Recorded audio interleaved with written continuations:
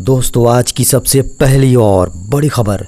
झारखंड में 16 अप्रैल से बारिश के आसार।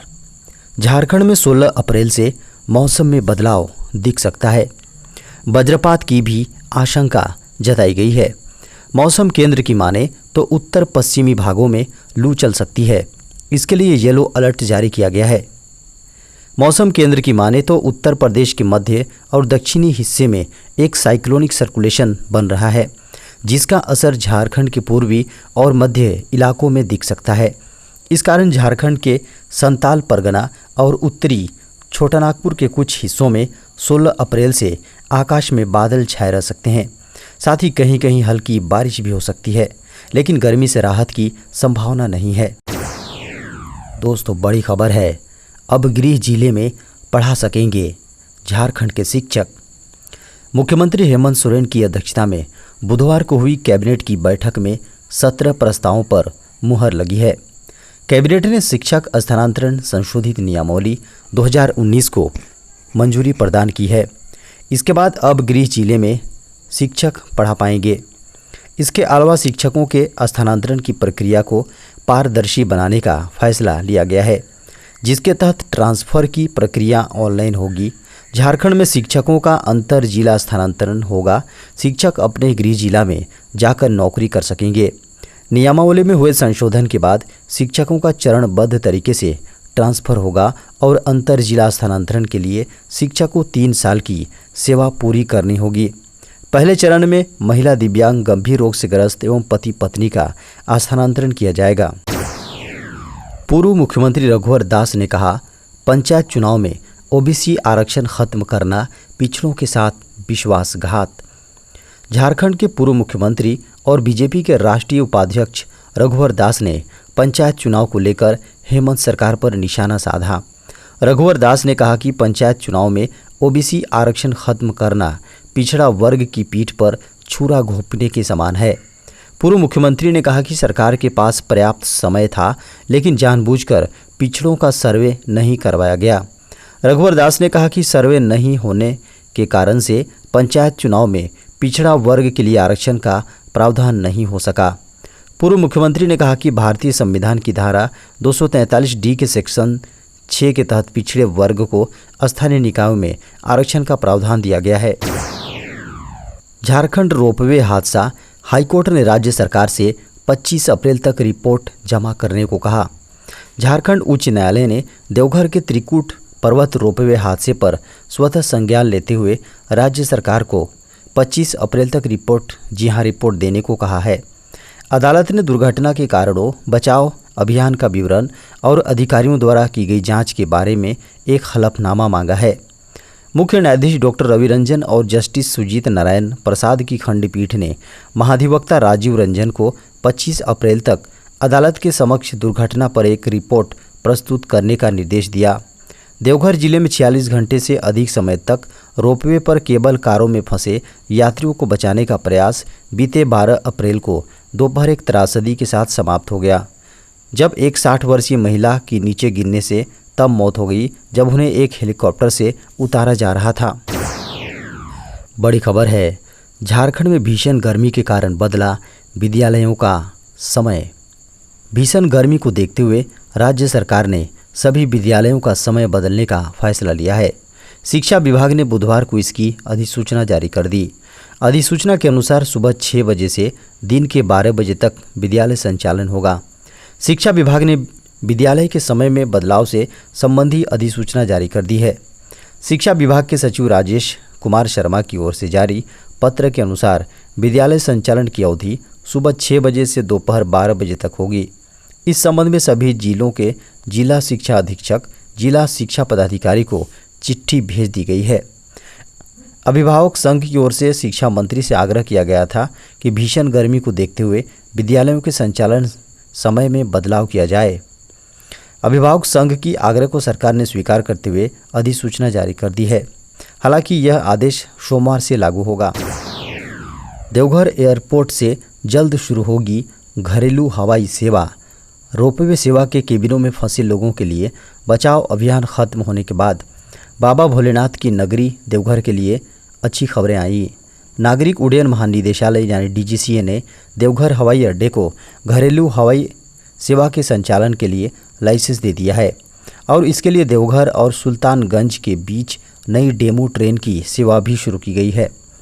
देवघर हवाई अड्डे के लिए डीजीसीए लाइसेंस अनुदान की खबर अपने आधिकारिक ट्विटर हैंडल के माध्यम से साझा करते हुए गोड्डा के भाजपा सांसद निशिकांत दुबे ने कहा कि डीजीसीए का लाइसेंस देवघर एयरपोर्ट को मिल गया है, बस अब विकास के उड़ान का दिन किसी दिन भी तय किया जा सकता है। झारखंड विधानसभा का विशेष सत्र बुलाएगी झारखंड सरकार।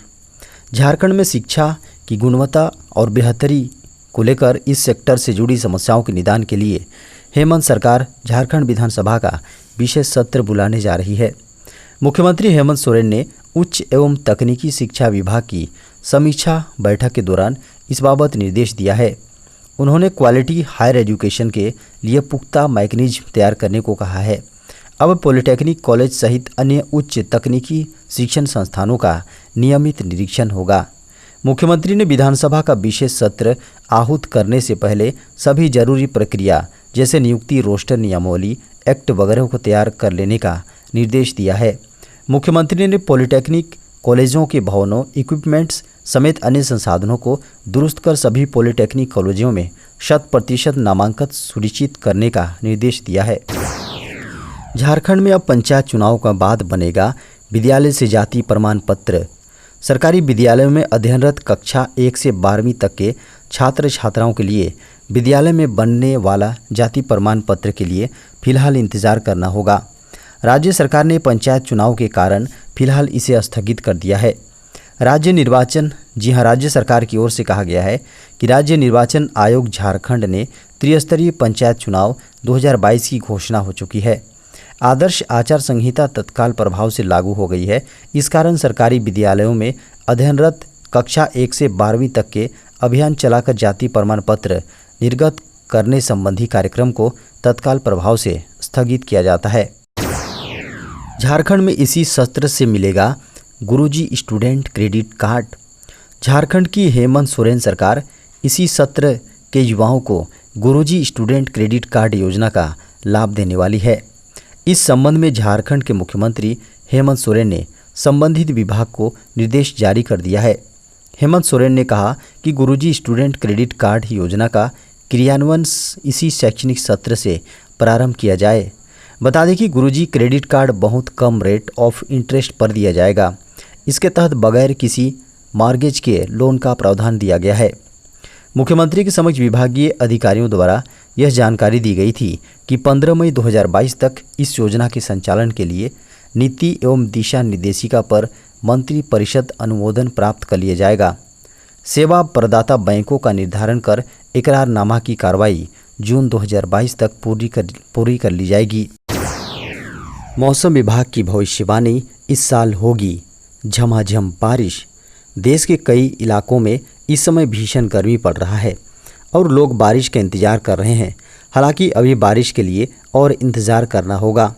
इस बीच भारत मौसम विज्ञान विभाग ने एक राहत भरी खबर दी है।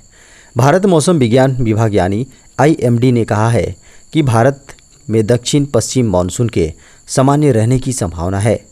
बता दें कि भारत में जून से सितंबर तक दक्षिण पश्चिम मानसून का मौसम माना जाता है। यह भारत के लिए प्रमुख वर्षा ऋतु में से एक है। ऐसा माना जाता है कि इस दौरान देश की वार्षिक वर्षा का लगभग 75% बारिश होती है। मानसून 2022 पर भारतीय मौसम विज्ञान विभाग ने पहली भविष्यवाणी करते हुए जानकारी दी कि इस साल मानसून सामान्य रहेगा। जून से सितंबर के दौरान औसत वर्षा अब 868.6 मिलीमीटर मानी जाएगी। पहले 880.6 मिलीमीटर थी। इस साल नए औसत की तुलना में 99% बारिश के आसार नजर आ रहे हैं। प्रधानमंत्री संग्रहालय का PM मोदी ने किया उद्घाटन। प्रधानमंत्री संग्रहालय को PM नरेंद्र मोदी ने देश को समर्पित किया। म्यूजियम में दाखिल होने से पहले उन्होंने खुद टिकट कटाया और उसके बाद एंट्री ली। इस म्यूजियम की खासियत ये है कि आज़ादी के बाद से अब तक सभी PM को जगह दी गई है। भारतीय संविधान के मुख्य वास्तुकार डॉक्टर भीमराव अंबेडकर की 131वीं जयंती पर गुरुवार को प्रधानमंत्री संग्रहालय, जिसे प्रधानमंत्रियों के संग्रहालय के रूप में भी जाना जाता है। आज़ादी का अमृत महोत्सव के दौरान, जी हाँ, महोत्सव के उत्सव के दौरान यह संग्रहालय स्वतंत्रता के बाद भारत की कहानी अपने प्रधानमंत्रियों के जीवन और योगदान के जरिए बताता है। राष्ट्र निर्माण के लिए भारत के सभी प्रधानमंत्रियों के योगदान का सम्मान करने के लिए प्रधानमंत्री नरेंद्र मोदी के विजन से निर्देशित संग्रहालय स्वतंत्रता के बाद से भारत के प्रत्येक प्रधानमंत्री को श्रद्धांजलि है। देश में पिछले 24 घंटों में आए कोरोना के 1008 नए मामले। देश में कोरोना के मामले काफ़ी कम हो गए हैं। लगातार नए मामलों में गिरावट देखने को मिल रही है।